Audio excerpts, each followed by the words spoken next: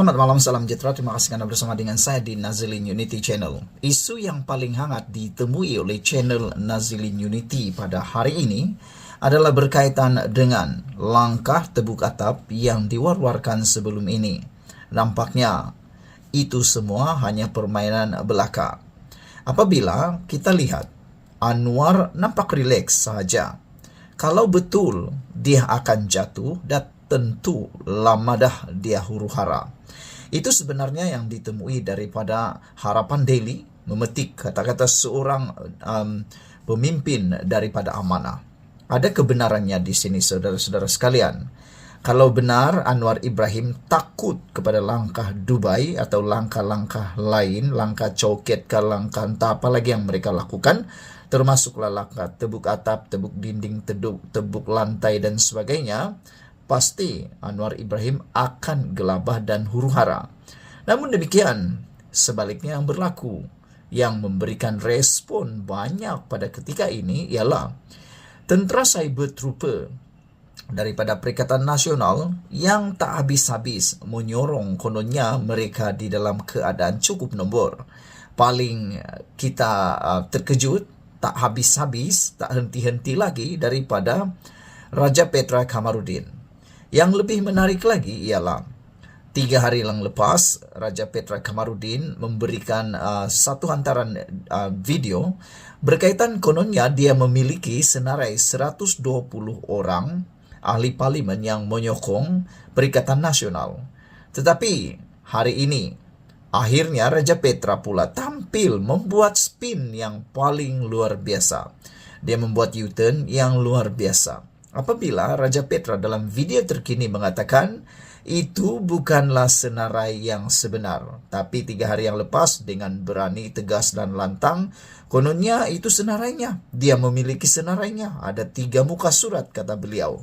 Tetapi selepas netizen yang bukan calang-calang mempunyai pengetahuan bagaimana mahu mengesan muka surat demi muka surat yang dipaparkan oleh Raja Petra, apabila mereka screenshot dan telah pun membuat zooming terhadap tulisan nama-nama tersebut, mereka hairan. Mereka sangat hairan kerana nama-nama itu tidaklah seperti yang dinyatakan oleh Raja Petra Kamarudin.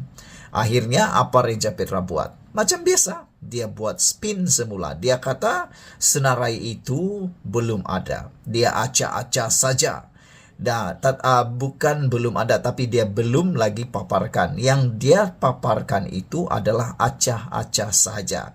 Dia kata dia memang mempunyai maklumat, tetapi bukan yang dia paparkan pada 3 hari yang lepas. Jadi netizen pun kata macam itulah kalau Raja spin sedunia. Kali ini Raja Petra bukan lagi digelar sebagai Raja Pelarian, yang mana sering kali mencetuskan kontroversi, penulis blog pelarian kata mereka.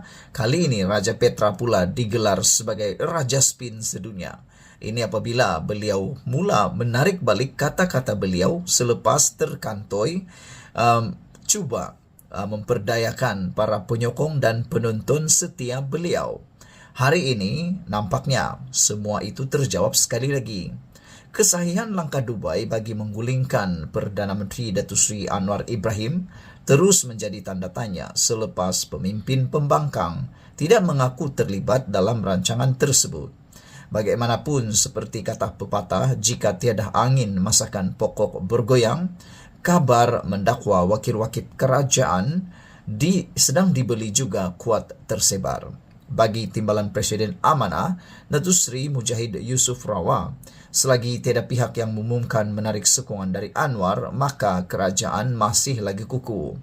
Senator Dewan Negara itu yakin kerajaan baik-baik sahaja melihatkan Datuk Seri Anwar Ibrahim begitu tenang dan tidak terjejas dengan gerakan mahu menggulingkannya.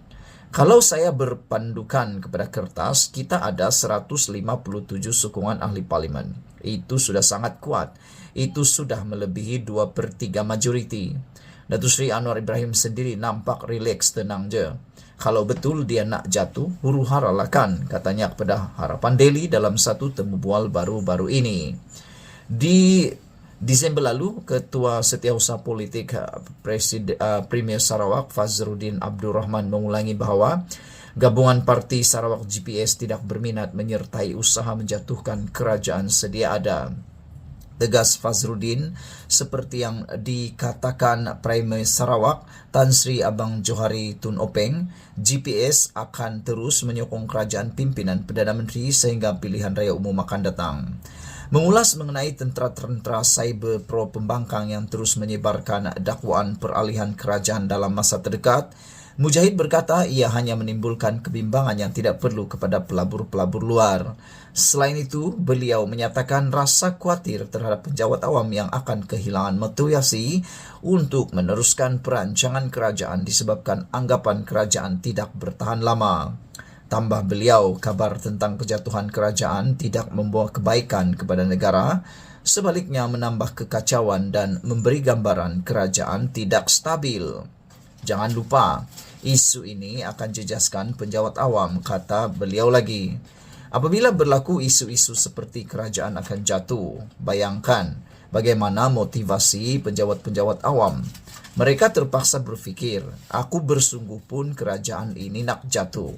Jadi kesannya, mereka tidak lagi memberikan khidmat yang baik kepada rakyat kerana memikirkan tentang kelangsungan kerajaan. Kemudian, pelabur bayangkan, pelabur nak datang dengan Datuk Seri Anwar Ibrahim secara agresif minta supaya pelabur-pelabur asing datang. Tapi bila jadi begini, mereka akan ragu-ragu. Ini bermakna Anda telah menghalau pelabur-pelabur dan Anda menimbulkan kebimbangan yang tidak perlu kepada pelabur yang menyebabkan mereka mungkin akan tarik pelaburan mereka, katanya. Malaysia merekodkan pelaburan diluluskan sebanyak 225 bilion dalam tempoh 9 bulan pada tahun 2023, pencapaian tertinggi dalam tempoh 10 tahun.